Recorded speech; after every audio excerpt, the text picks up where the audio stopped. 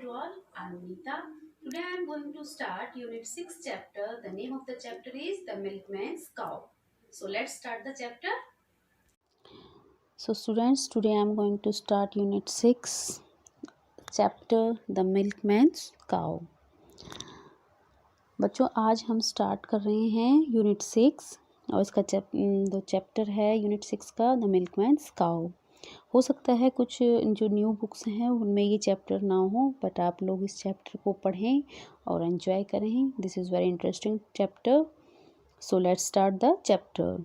The milkman's cow. The milkman's cow was in a bad mood. It sat in the middle of the road and refused to move. Milkman की काव एक दिन बहुत ही गंदे mood में थी। आप लोगों ने, जैसा आप लोग भी कई बार देखते हो कि स्ट्रीट में कई बार गायें जो है वो रोड के ऊपर बैठ जाती हैं ना, बहुत सारी गायें रोड पे बैठी रहती हैं और उनको चाहे कोई भी हटाए, कोई भी जो व्हीकल है वो आएगा, हॉर्न बजाएगा या कैसे भी हटाने की हम कोशिश करते हैं, पर कई बार वो लोग इतना जिद करके बैठ जाते हैं कि हमें नहीं हटना। तो ये चैप्टर उसी के ऊपर है कि हम जो भी एनिमल्स हैं उनके लिए हमारे मन में प्यार होना चाहिए, काइंडनेस होनी चाहिए।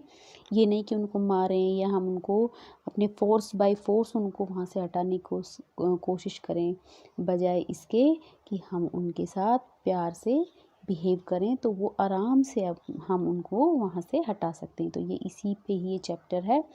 तो इसमें जो मिल्कमैन की काव है वो बहुत ही गंदे मूड में है और वो बिल्कुल रोड के बीच में बैठी है। And it sat in the middle of the road and refuse to move, और बिल्कुल हिलने के लिए तैयार नहीं है, वहाँ से जाना नहीं चाहती। रिफ्यूज़ का मतलब मना करना होता है। द मिल्कमैन बैग द काव टू गेट अप। अब मिल्कमैन जो है वो काव से एक तरह से प्रे करता है कि भाई आप प्लीज़ उठ जाओ, यहाँ से चलो। The children are waiting for their milk to help them grow strong. और वही कहता है कि भाई बच्चे जो हैं वो इंतज़ार कर रहे हैं दूध के लिए, ताकि क्योंकि तुम्हारा दूध पीने से बच्चे कैसे बनते हैं, स्ट्रॉन्ग बनते हैं दूध पीने से। Please get up. He pleaded का मतलब रिक्वेस्ट करना। वो उसको बार बार बोलता है काऊ को कि प्लीज़ आप उठ जाओ, और रिक्वेस्ट करता है उससे। He pulled and tugged and prayed. वो उसको पुल का मतलब खींचना होता है, टग्ड का मतलब जोर से हिलाना, खींचना। बट वो वहाँ से खूब उसके सामने प्रेयर भी करता है कि आप प्लीज़ उठो उठो, बट वो वहाँ से बिल्कुल भी नहीं हिलती। बट द काव wasn't going anywhere that day. पर काव उस दिन कहीं पर भी जाना नहीं चाहती थी। Along came a policeman, his buttons and buckles gleaming bright.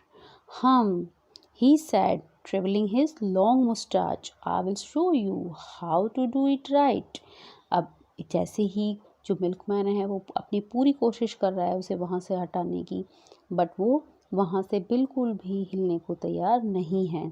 तभी क्या होता है कि एक पुलिसमैन वहाँ पर आता है जिसकी जो बटन्स हैं और जो बक्कल्स होते हैं, जो हमारे जो पुलिसमैन की जो बेल्ट होती है उस पे जो बकल लगा हुआ है, वो ग्लीमिंग का मतलब होता है चमकना, ब्राइट। जैसे इसमें लिखा ग्लीमिंग ब्राइट, तो बहुत अच्छे से वो चमक रहा था। और उसने आते ही कहा कि अपनी जो उसकी लंबी लंबी जो मुस्टाच का मतलब होता है मूंछ, अपनी जो बड़ी बड़ी उसकी जो मूंछ थी उनको ट्रेवलिंग का मतलब ऐसे घुमाना, ऊपर की तरफ घुमाता है और बोलता है कि I will show you how to do it right, कि मैं तुम्हें दिखाता हूँ कि किस तरह से मतलब इसको ठीक किया जा सकता है या किस तरह से इसको उठाया जाता है। The policeman and the milkman pulled and tugged and prayed, but the cow wasn't going anywhere that day. अब पुलिसमैन भी बहुत कोशिश करता है उसको, काव को वहाँ से उठाने की। उसको पुल करता है, खींचता है, और टग वही खींचता है और उसे कोशिश करता है, उसके सामने प्रेयर करता है कि भाई तुम उठो, बट वो बिल्कुल भी अपनी पूरी जान लगा के भी वो उसको नहीं उठा पाता। But the cow wasn't going anywhere that day. और पर आज तो काउ कहीं पर भी जाना नहीं चाहती थी। Along came a grocer with bags of potatoes, peas. He said, I will move this cow with the greatest of ease. अब तभी एक ग्रोसर आ जाता है। ग्रोसर का मतलब जो सब्जी बेचने वाला समझ सकते हो, या हम उसको पंसारी भी बोलते हैं, जो कि ये सामान रखते हैं, वेजिटेबल्स वगैरह और भी बहुत सारा सामान ग्रोसर के पास होता है। तो ग्रोसर जो है वो वहाँ से अपने बैग में पोटैटोज़ और पीज़ लेके आ रहा है और उसने कहा कि रुको मैं बताता हूँ कि भाई मैं इसको काऊ को यहाँ से बहुत ही ईजी तरीके से उठा दूँगा। The grocer, the policeman and the milkman pulled and tugged and prayed. अब ग्रोसर, पुलिसमैन और मिल्कमैन तीनों मिलकर उसको काऊ को खींचते हैं, उठाने की कोशिश करते हैं, बट वो उसको उठा नहीं पाते, है ना। But the cow wasn't going anywhere that day, पर जो काउ है वो उस दिन कहीं पर भी जाना नहीं चाहती। Along came a wrestler, his muscles gleaming in the sun, he said, I have the strength of 10 horses, so this should be fun. अब तभी क्या होता है, वो तीनों कोशिश कर रहे हैं उसको उठाने की। तभी एक बहुत ही स्ट्रॉन्ग मसल्स वाला एक रेसलर का मतलब होता है जो कुश्ती लड़ता है ना, पहलवान, तो वो वहाँ पर आता है जिसकी मसल्स जो हैं सन यानी सूरज में चमक रही थी। उसकी मसल्स इतनी अच्छी थी कि वो सूरज की रोशनी से चमक रही थी। He said, I have the strength of 10 horses, और वो आते ही कहता है कि जो मेरी स्ट्रेंथ है यानी मेरी जो पावर है वो कितनी है, 10 घोड़ों के बराबर मेरी पावर है, मेरे अंदर इतनी ताकत है जितनी कि 10 घोड़ों में होती है। So this should be fun, तो ये गाय को तो उठाना मेरे लिए एक तरह से बिल्कुल मजाक की बात है, यानी बहुत ही ईजी में तरीके से मैं इसको उठा सकता हूँ, मेरे लिए तो एक बहुत फ़न है, ये बिल्कुल एक छोटी सी बात है इसको उठाना। The wrestler, the grocer, the policeman and the milkman pulled and tugged and prayed. अब रेसलर, ग्रोसर, पुलिसमैन और मिल्कमैन चारों मिलकर उस काऊ को उठाने का पूरा कोशिश करते हैं, उसको खींचते हैं, उसको हिलाते हैं, लेकिन वो बिल्कुल टस से मस गाय वहाँ से नहीं होती है। But the cow wasn't going anywhere that day, पर जो काव है वो उस कहीं पर भी जाना उस दिन नहीं चाहती। Along came the ice cream man jiggling his cart, cool down, it can't be too hard. अब तभी एक आइसक्रीम मैन जो है वो अपनी कार्ट यानी अपनी जो उसकी जिसमें वो आइसक्रीम रखता है उस गाड़ी को में घंटी बजाता हुआ वहाँ से आता है और सभी से कहता है, अरे रुक जाओ, कूल डाउन, ये बहुत ज़्यादा हार्ड नहीं है कि इस काऊ को हम यहाँ से हटाना बहुत ज़्यादा टफ नहीं है, आप लोग ऐसे ही इतना परेशान हो रहे हो। उसका कहने का मतलब ये होता है। Now, the ice cream man, the wrestler, the grocer, the policeman and the milkman pulled and tugged. अब जो ग्रोसर था, पुलिसमैन था, रेसलर था, मिल्कमैन और जो आइसक्रीम मैन था, वो सारे मिलकर उसको काऊ को बहुत अपना पूरा जोर फोर्स लगाकर उसको टग करते हैं, उसको पुल करते हैं, बट वो जो काव है वो बिल्कुल भी हिलती नहीं है, वो उठती ही नहीं है। बट द काव wasn't going anywhere that day, पर जो काव है उस दिन कहीं पर भी जाना नहीं चाहती। Along came a little boy, he began to grin. अब तभी एक छोटा सा बच्चा वहाँ पर, एक लड़का वहाँ पर आता है और वो देखता है, he said these grown ups look at the mess they are in. अब वो देखता है, वो जो बॉय है, लिटिल बॉय, वो देखता है कि सभी बहुत ही पूरा फोर्स लगाकर ये सभी इस काव को उठाने की कोशिश कर रहे हैं, बट ये जो काव है वो बिल्कुल वहाँ से नहीं हट रही है और वो देखता है कि वो सभी अपनी पूरी ताकत लगाकर उसके साथ एक तरह से उसको खींचते हैं, बट वो वहाँ से काव नहीं हटती है। It is not such a difficult problem. अब वो बोलता है कि ये बहुत बड़ी प्रॉब्लम नहीं है। I learned in the second class, कि मैंने सेकेंड क्लास में पढ़ा था, जब वो सेकेंड क्लास में था तब उसने पढ़ा था कि that human beings eat rice and wheat, कि जो ह्यूमन बींग्स हैं यानी जो हम लोग हैं वो क्या खाते हैं, हम खाते हैं राइस खाते हैं, व्हीट यानी गेहूँ खाते हैं, एंड काउज ईट ग्रास, और काउ क्या खाती हैं, ग्रास खाती हैं, घास खाती हैं। He held out a chef of tasty green. अब वो क्या करता है कि अपने हाथ में एक जो ग्रीन ग्रास है उसका, शेफ का मतलब होता है एक गट्ठा सा, मतलब एक थोड़ी सी इकट्ठी सी घास कर लेके आता है। The cow began to chew, और जैसे ही वो काव को देता है, काव उसको स्टार्ट कर देती है, चू का मतलब चबाना, स्टार्ट कर देती है खाना। He slowly led her to the side, अब वो धीरे धीरे उसको साइड में लेके जाता है। For he knew what to do, क्योंकि वो जानता है कि वो क्या करता है, क्या करना है उसको ना, क्योंकि उसको तो रोड से हटाना था हमको, काव को। तो वो धीरे धीरे वो उसको स्लोली एक साइड में लेकर उसको, जैसे वो उसके हाथ में ग्रास होती है, धीरे धीरे वो पीछे से रखता जाता है और वो गाय जो है उसके पीछे पीछे साइड में हो जाती है। द ग्रोसर क्लैप्ड, अब जो ग्रोसर है वो क्लैप करता है, उसको देख कर ग्रोसर बहुत खुश होता है। The policeman twirled his stick in joy, twirled का मतलब घुमाना, गोल गोल घुमाना। पुलिसमैन अपनी जो स्टिक है उसको हवा में ऐसे गोल घुमाता है खुशी से। द रेसलर ग्रीन, और जो रेसलर है वो भी मुस्कुराता है, वो भी उस जो बॉय है उसकी जो बुद्धिमत्ता, उसकी क्लेवरनेस है उसके ऊपर बहुत ही खुश होता है।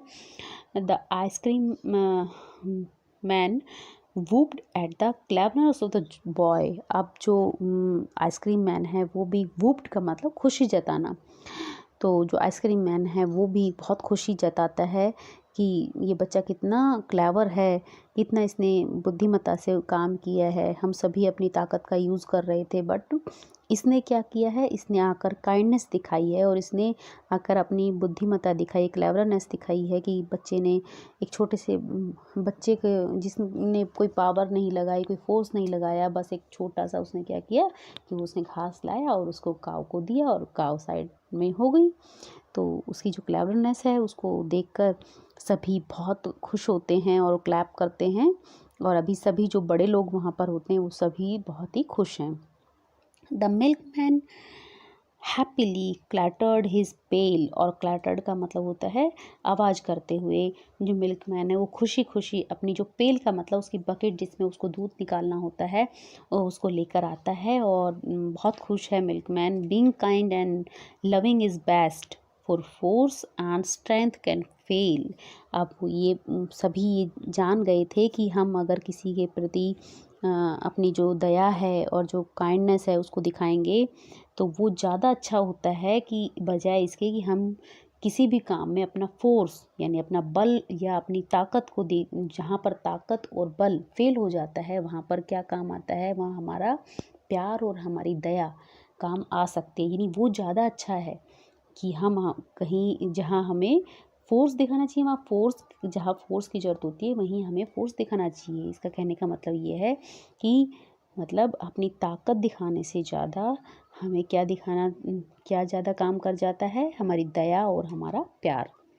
तो ये आपका चैप्टर था द मिल्कमैन्स काउ। तो बच्चों आपको इससे यही एक तरह से इंस्पिरेशन मिलता है कि हमें अपने जो एनिमल्स हैं उनके प्रति कैसा रहना चाहिए, दयालु रहना चाहिए और उनकी टेक केयर करनी चाहिए। जो ये आपकी यूनिट 6 है ये इसी बारे में है। Now the new words, here are some new words। Milkman, mood, mood का मतलब हम मिजाज, जो स्वभाव एक तरह से। मिडिल का मतलब बीच में। रिफ्यूज्ड का मतलब होता है मना करना। पुलिसमैन, ग्रोसर, ग्रोसर का मीनिंग आपको मैंने बताया था, जो भी सामान बेचने वाले होते हैं, जैसे स्ट्रीट में जो पटेटो, ये सॉरी ग्रीन वेजिटेबल्स वगैरह जो बेचते हैं वो। और पंसारी को भी ग्रोसर ही बोलते हैं। रेसलर, रेसलर का मतलब पहलवान। Ice cream and prayed. These are some new words. You have to do these new words in your notebook. Now discuss some questions. Here are some questions of related to this chapter. Our first question is, why did the cow refuse to get up? Cow refuse क्यों कर देती है उठने से? The cow was not feeling well, therefore was not in a mood to get up that day. बहुत बुरे mood में थी इसीलिए वो उस दिन उठना नहीं चाहती। Question number 2, name those tried to make the cow move. अब उन पर्सन्स के नेम आपको बताने हैं जो काउ को मूव करने में उसमें हेल्प कर रहे थे। The milkman, policeman, grocer, wrestler and the ice cream man tried to move the cow move.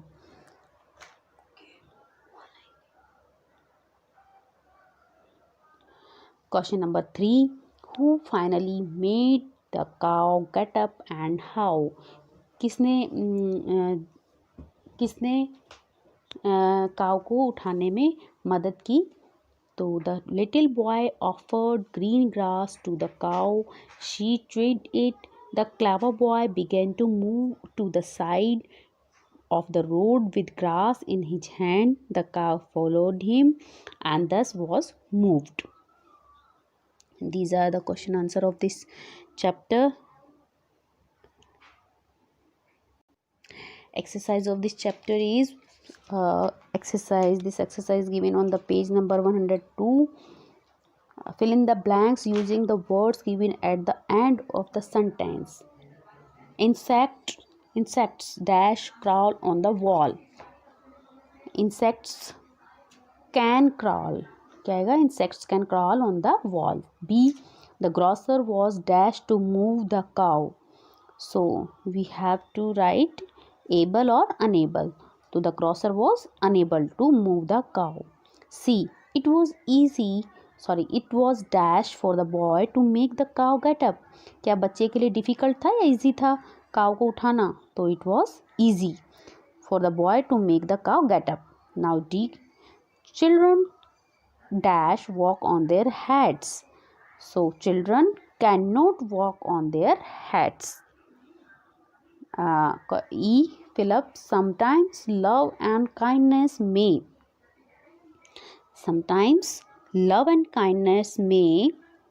dash where force will dash. So sometimes love and kindness may succeed where force will fail. F. We should be dash to animals. So we should be kind to animals. This is all about the chapter. Now you have to do the new words of this chapter in your notebook. Thank you and have a nice day. This is all about the chapter. Now you have to do the new words of this chapter in your notebook and learn it. Thank you and have a nice day.